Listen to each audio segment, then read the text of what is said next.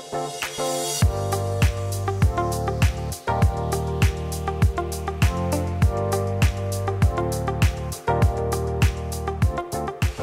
there, Hillary here for Waterlogged on behalf of saltwateraquarium.com.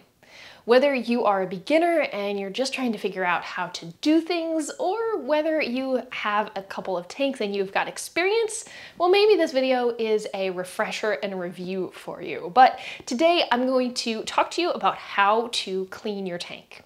Now, everybody does things a little bit differently, but these are my ways of cleaning the tank. So let's go ahead and get started. First things first, there's a couple of different things that you should be doing on a regular basis to clean and take care of your tank. But there's a whole other set of things that you should do maybe a couple of times a year to take care of your tank, and I'm going to cover those in a later video, so stay tuned for that. But in this video, we're going to talk about the things that you should be doing on a regular basis, say a couple times a month. And first things first is water testing. Right? I've got this whole container of water testing kits, and they're super important because honestly, your tank that has a low amount of calcium in it is going to look very similar to a tank that has the correct amount of calcium, but you're not going to know until you test the water. So water testing is really important. You should ideally be testing it once a week, but every other week will work if you've got a super busy schedule. Now, when I say testing your water, these are the average tests that I run on my tank. One, I'm going to check the temperature, make sure that that's where it's supposed to be. I'm going to check the salinity to make sure that's where it needs to be, see if I need to top off or not. I am going to check the pH. I'm going to check the nitrate. I'm going to check the alkalinity. I'm going to, well, I say alkalinity, but KH if you're not familiar. And I'm going to test the calcium and magnesium. Now, if you've got some other things going on in your tank, say for example, I had a lot of algae in my tank, I might be thinking to test phosphate, and there's a whole bunch of other tests that are out there, but on the average day of water testing, those 7 tests are what I run. So once I've run my water test, I may have come up with a couple of different answers. So one, my tank could test great. I don't really need to do anything, but just clean the surfaces and make sure I can still see in and view my tank. But maybe say my calcium and my magnesium are low. Well, that gives me an idea that I might need to start dosing either manually or set up a doser on my tank. Or I could have my test results come back and show that, well, my nitrates are pretty high. It's probably time to do a water change. And if that's the case, this is the next step. I'm going to go ahead and make my RO water. I have an RODI unit at my house, but if you don't, you might have to go to your local fish store and get some either RODI water or salt water if they make it pre-mixed. Now, if you're like me and you're mixing your salt water at home, go ahead and follow the instructions on the package of whatever brand of salt that you're using and get that mixing up. The one that I use usually takes about an hour, so that gives me enough time to start working on some of the other things in my tank. So while that water is mixing, I'm going to go ahead and clean the surfaces of my tank, because we have these so we can view them and enjoy them, but if the glass or the acrylic is dirty, we need to get that cleaned. Now, this is where a magnet cleaner comes in. Now, that's personally what I use. There's a bunch of other ways to clean these, but I'm going to walk you through what it looks like cleaning it with a magnetic cleaner. Now, if you're going to purchase a magnetic cleaner, they come in different options. So you need to know whether or not your tank is either glass or acrylic. And I say that because acrylic tanks tend to scratch a little bit easier, so you're going to want to get a different magnet that's specifically for acrylic for cleaning your tank. Something else you need to be mindful of if you're picking out a new magnet for your tank is you want to get the one that's the correct strength. So this tank behind me, it's a larger tank. Some of the walls are a bit thicker than, say, my 20-gallon tank that has those thinner walls. The smaller magnet or the weaker magnet isn't going to really work that well on this tank, and the stronger magnet is probably going to make a mess on my smaller tank. So get the magnet that is the appropriate one for your tank. Once you have that, it's pretty easy to go in and clean your tank. When I first started, somebody kind of told me if I break it down mentally into a grid and just kind of clean every little area so that you don't miss it, that's a good way to think of it. But if you're not good at that, you can always look in from one end and kind of look down the glass or the acrylic. It's pretty easy to spot areas that you missed. Now, it's really, really important when you are using a magnetic cleaner not to get any sort of particles trapped in between the surface and the magnetic cleaner. It can really easily scratch up your glass, especially your acrylic. So keep an eye out for things like snails, hermit crabs, and even bits of your substrate. I know that might seem crazy to get a snail trapped in there, but it's always possible.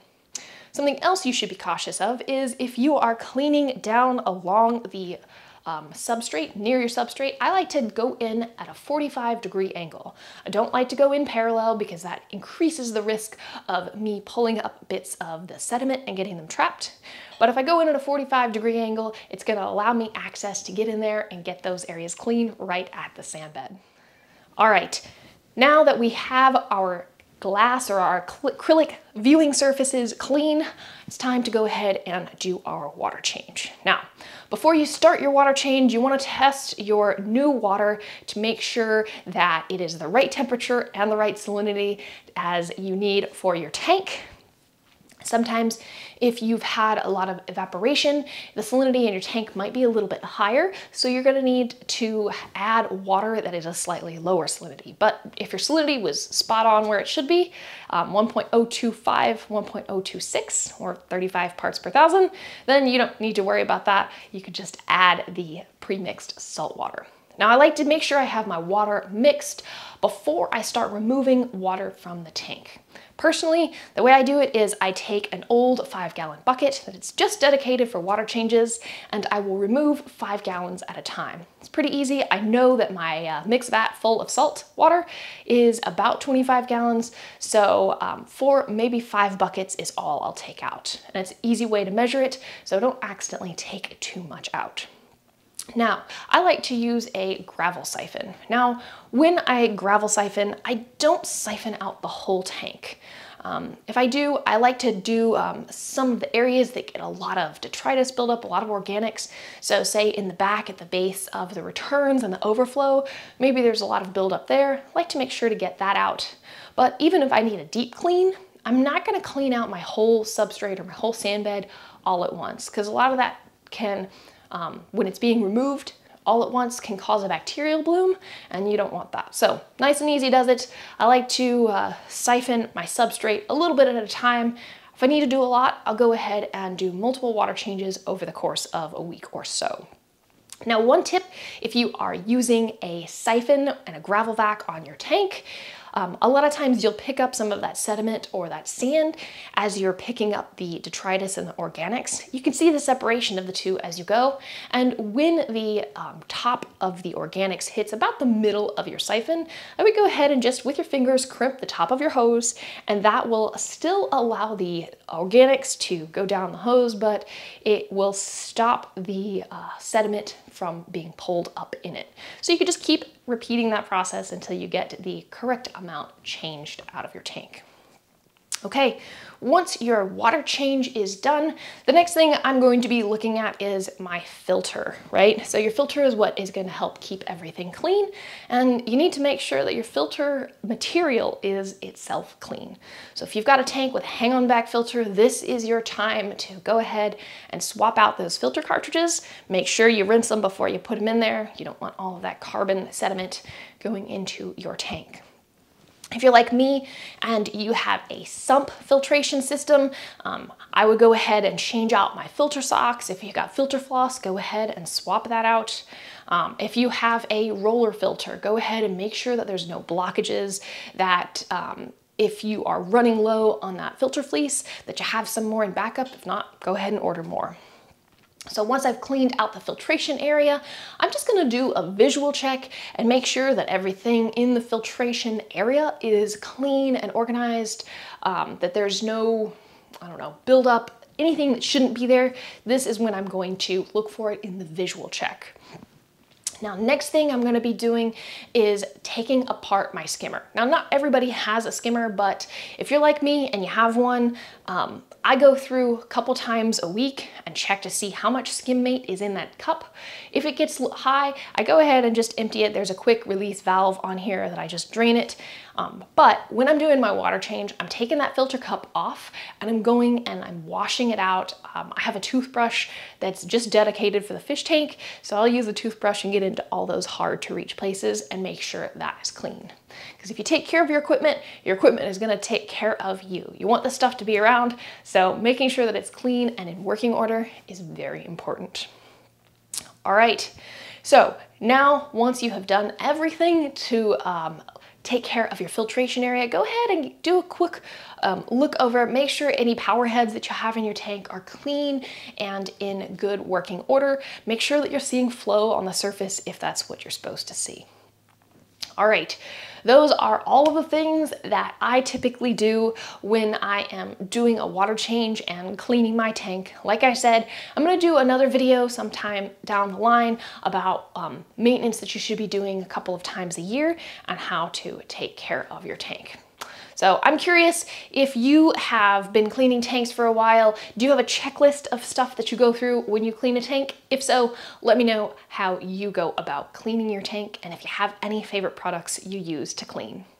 Okay, this has been Hillary for Waterlogged on behalf of saltwateraquarium.com. Thank you so much for watching. I really appreciate it. I'll see you next time.